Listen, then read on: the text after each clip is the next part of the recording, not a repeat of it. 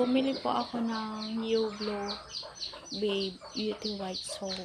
Sabi nila, malalaman mo daw na legit yung nabili mong Yoglo Babe kapag yung makikita nyo ba po, pag ito po ay pag nasisikatan po siya ng araw, nagiging kulay gray.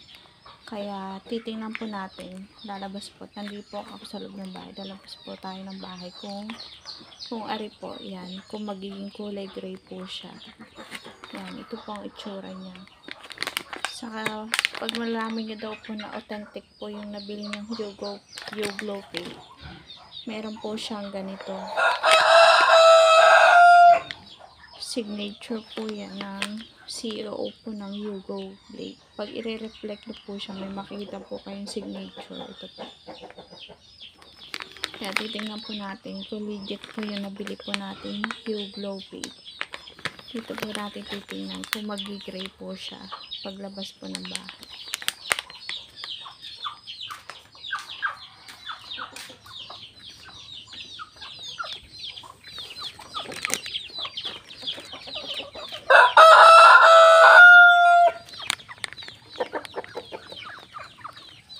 Mahina po kasi ang sikat ng araw eh. Maulan-ulan po ngayon. Titingnan po natin kung magi-gray po siya. Yan. Kung magi-gray po yung yan. Yan. So,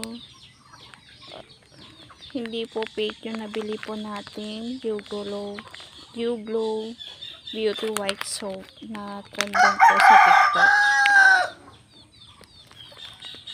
Yan, ang purpose ko po kasi kaya bumili po ako nito para mawala po yung dark spot po ng mga pimple marks ko po.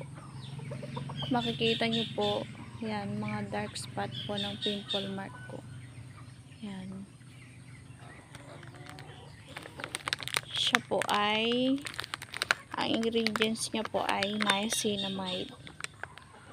Yan. Kung makikita nyo po, yun. Ari po. Yan. May signature po ng CEO ng Yoglo Babe. Dito daw po makikita kung hindi po fake yung nabili po nating Yoglo Babe. Dito po.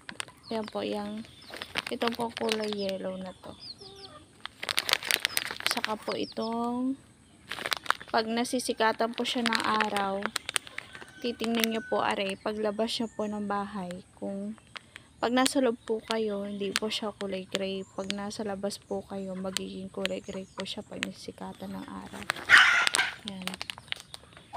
Yan. Susubukan ko po ito.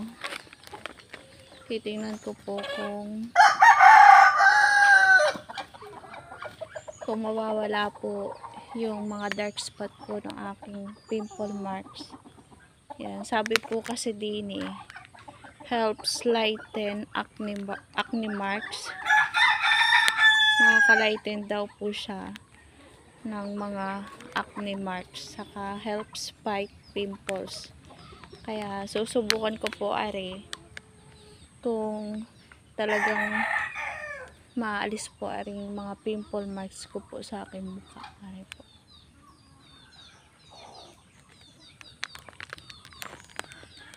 Po. Yoglo Babe Beauty White Soap. Yun lang po.